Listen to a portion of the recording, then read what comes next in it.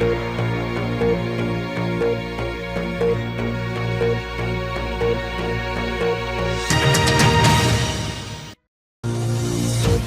News, কেন তারেক রহমান এখন দু চোখ দিয়ে ভয় পাচ্ছেন? গতকাল থেকে হঠাৎ একাধিক সূত্র থেকে জানা গেছে তারেক রহমান উদ্বিগ্ন যে সেনাবাহিনী বজায় রাখছে এক সক্রিয় ভূমিকা। ব্রেকিং নিউজ, বাংলাদেশের রাজনীতিতে আবারও ঝড়। অন্তর্বর্তীকালীন সরকারের হঠাৎ আহ্বানে এক নতুন রাজনৈতিক কৌশলের ইঙ্গিত মিলছে। বিএনপি, জামাতে ইসলামী আর সরকারের মধ্যকার এই ত্রিমুখী সমীকরণ এখন নতুন নাটকের দিকে এগোচ্ছে। এতক্ষণ শুনছিলেন সংবাদ শিরোনাম, এবার বিস্তারিত। ব্রেকিং নিউজ, আমি রিনা, এবিসি নিউজের পক্ষ থেকে সরাসরি আজ আপনাদের সামনে এক নতুন রাজনৈতিক ভূমিকম্পের সংবাদ নিয়ে হাজির হচ্ছি, যেখানে কথা চলছে তারেক রহমানের আতঙ্ক ও প্রস্তুতির, সেনাবাহিনী রাজনীতির মিথস্ক্রিয়া এবং এক সম্ভাব্য 111 মোড়ের দিকে ধেয়ে যাওয়া বাংলাদেশের রাজনৈতিক দশা। সবই এখন দৃশ্যপটের সামনে। কেন তারেক রহমান এখন দু চোখ দিয়ে ভয় পাচ্ছেন? গতকাল থেকে হঠাৎ একাধিক সূত্র থেকে জানা গেছে তারেক রহমান উদ্বিগ্ন যে সেনাবাহিনী বজায় রাখছে এক সক্রিয় ভূমিকা। তিনি আশঙ্কা করছেন যে কোনো এক মুহূর্তে এই ভূমিকা পরিণত হতে পারে দ্বিতীয়বারের মতো একটি সেনা শাসন বা এক ধরনের ঘটনায়। তার বক্তব্য, 3 বাহিনীর প্রধানের সঙ্গে একহাত বৈঠকে সেনা সদর স্থানে গোপন আলোচনা হয়েছে। ক্যান্টনমেন্টের ভেতরে আওয়ামী লীগের নেতাকর্মীদের ঘন উপস্থিতি ও নিয়োজিততা নজরে এসেছে। তিনি দীর্ঘ 15 মাস ধরে দেশে ফিরতে পারছেন না, কারণ সেনাবাহিনী থেকে এখনও কোনো গ্রিন সিগন্যাল পাননি। তিনি লন্ডন থেকে একান্ত প্রস্তুতি নিচ্ছেন। তার নিরাপত্তার জন্য বুলেট প্রুফ গাড়ির কথা উঠেছে। বাড়ি কিংবা ক্যান্টনমেন্ট ভেতরে নিরাপদ আবাসনের দাবিও রয়েছে। এইসব তথ্য মিলিয়ে মনে করা হচ্ছে তারেক রহমান বুঝে ফেলেছেন এখন আর শুধু রাজনৈতিক প্রতিদ্বন্দ্বিতা নয়, এটা হতে পারে ক্ষমতার পুনর্বিন্যাসের যুদ্ধক্ষেত্র। সেনা রাজনীতির সম্ভাব্য মঞ্চ প্রস্তুত। বিশ্লেষকরা বলছেন না, এটি একটি রাজনৈতিক নাটকের অংশ নয়, বরং বাস্তব সম্ভাবনা। কারণ সেনাবাহিনী এবং রাজনৈতিক উপদেষ্টা পর্যায়ে একাধিক বৈঠক হয়েছে, যেখানে আলোচনা এসেছে সংলাপ নয়, সিদ্ধান্ত। তাদের কি রূপরেখা? তারেক রহমান মনে করছেন যদি ব্যাপারটি দ্রুত নিয়ন্ত্রণে না হয়, তাহলে সম্ভাবনা রয়েছে যে ডক্টর মোহাম্মদ ইউনূসকে রাষ্ট্রপতি করে সেনাবাহিনী সহ এক নতুন শাসন কাঠামো তৈরি হবে। তারেক যুক্তি দিচ্ছেন এরপর প্রথমেই শীর্ষ বিএনপি এবং জামাতে ইসলামী নেতাদের গ্রেফতার, গণ আন্দোলন দমন, প্রতিদ্বন্দ্বিতার রূপান্তর ঘটাবে।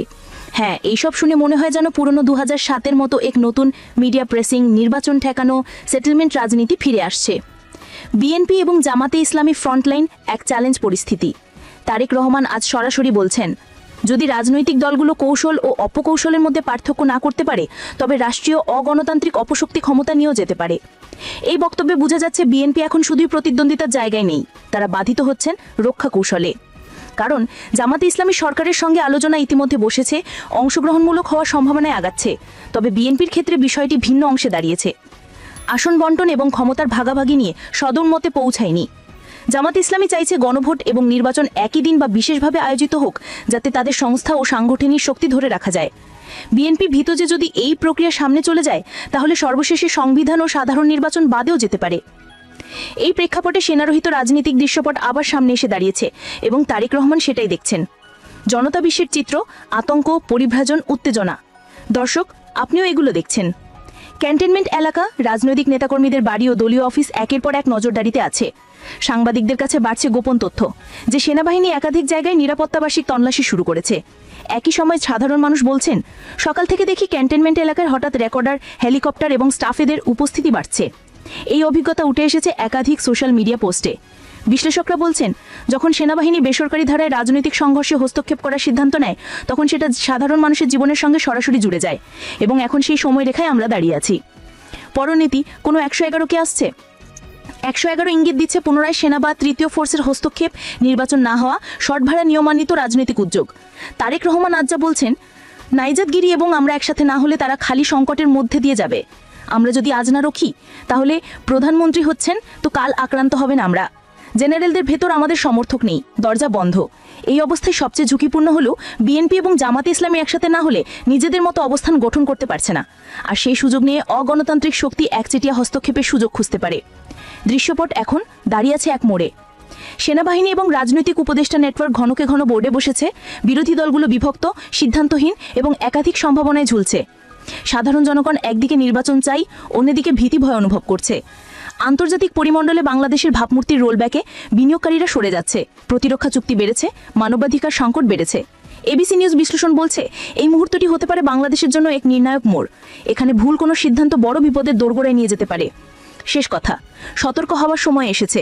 প্রিয় দর্শক, আজ দেশের রাজনীতি শুধুই মতবিমুক্ত নয়, এটা ক্ষমতা সংরক্ষণ, লড়াই ও ভবিষ্যৎ রূপরেখা। তারেক রহমান যে বলছেন সেনাবাহিনী হয়তো আবার আসছে, সে হুঁশিয়ারি কেবল রাজনৈতিক ভাষণ নয়। এখন সময় এসেছে সংলাপের ঢেউ তৈরি করার, নির্বাচনের রূপরেখা স্পষ্ট করার, সংবিধান ও গণতন্ত্র রক্ষার জন্য সকল রাজনৈতিক দল একসাথে দাঁড়ানোর, আর সাধারণ মানুষকে মাধ্যমে রাখার, শুধুই ভোট নয়, বিশ্বাসও ফিরিয়ে আনার। আমি রিনা, এবিসি নিউজ। চ্যানেলটি সাবস্ক্রাইব করে রাখুন, লাইক দিন, শেয়ার করুন, কারণ এখানে দেশ ভবিষ্যৎ রচিত হচ্ছে আমাদের চোখের সামনে। আসুন সক্রিয় থাকি, সম্পৃক্ত থাকি, সচেতন থাকি। Breaking news. রোববার দুপুরে তেজগাঁওয়ে প্রধান উপদেষ্টার কার্যালয়ে হঠাৎ ঘোষণা, একটি গুরুত্বপূর্ণ সংবাদ সম্মেলন। সারা দেশের রাজনৈতিক মহলে তোলপাড়। সবাই ভেবেছিল আজই হয়তো বড় কোনো সিদ্ধান্ত, নতুন নির্বাচনের তারিখ বা গণভোটের ঘোষণা। কিন্তু না, সরকার সংবাদ সম্মেলন করে জানালো রাজনৈতিক দলগুলোকে আরও 1 সপ্তাহ সময় দেওয়া হচ্ছে।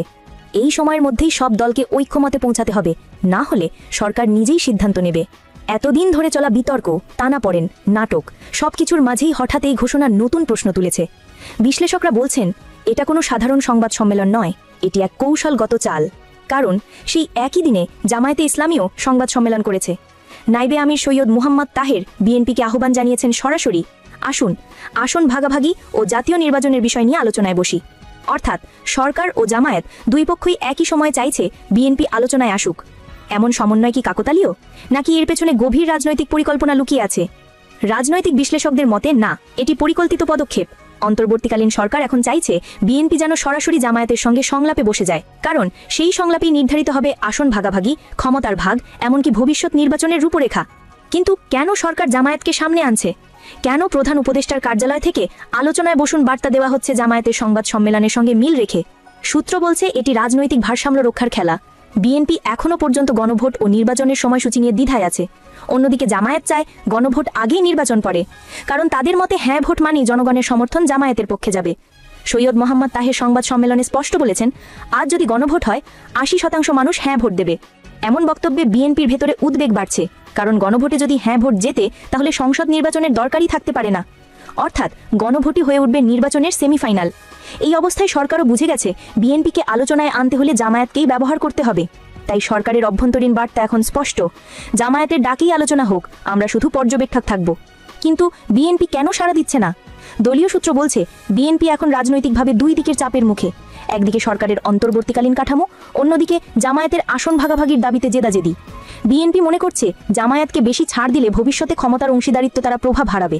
অন্যদিকে জামায়াতও এবার চুপ নেই, তারা স্পষ্ট জানিয়েছে আমাদের সম্মানজনক অবস্থান নিশ্চিত না হলে আমরা নির্বাচনে যাব না। এই অবস্থায় অন্তর্বর্তীকালীন সরকার একদিকে গণভোটের সময়সীমা এগিয়ে আনছে, অন্যদিকে রাজনৈতিক দলগুলোকে 1 সপ্তাহের মধ্যে ঐক্যমত দিতে বলছে।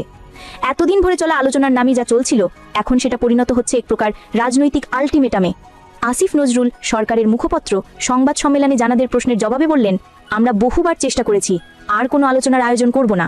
এবার রাজনৈতিক দলগুলোকেই ঐক্যমতে পৌঁছাতে হবে। অর্থাৎ সরকারের অবস্থান এখন কঠোর। যদি 1 সপ্তাহের মধ্যে ঐক্যমত না হয়, সরকার নিজের সিদ্ধান্তই কার্যকর করবে। এখন প্রশ্ন, এই ঐক্যমত্যের মূল ইস্যু কি? গণভোট, না সংসদ নির্বাচন, নাকি আসন ভাগাভাগি ও ক্ষমতার বন্টন? জামায়াতে ইসলামী চায় জাতীয় নির্বাচনের আগে গণভোট হয়ে যাক। তাদের ধারণা, হ্যাঁ ভোট পেলে তারা আবার রাজনীতির মূলধারায় ফিরে আসবে এবং পরবর্তী সরকারে তাদের সংসদীয় ও প্রশাসনিক অংশ নিশ্চিত হবে। অন্যদিকে বিএনপি জানে গণভোটে হ্যাঁ ভোট মানেই সরকারের অবস্থান শক্ত হবে, আর না ভোট মানে বিএনপি সুবিধাজনক অবস্থানে যাবে। তাই তারা এখন সামাজিক যোগাযোগ মাধ্যমে না ভোট প্রচার শুরু করেছে। রাজনীতির এই ত্রিমুখী খেলা এখন উত্তপ্ত পর্যায়ে। ডক্টর ইউনূসের অন্তর্বর্তীকালীন সরকার যেন এক রাজনৈতিক দাবার বোর্ডে খেলছে দুই দিক সামলে। একদিকে তারা আন্তর্জাতিক মহলকে দেখাচ্ছে আমরা সংলাপ চাই, অন্যদিকে দেশের রাজনীতিকদের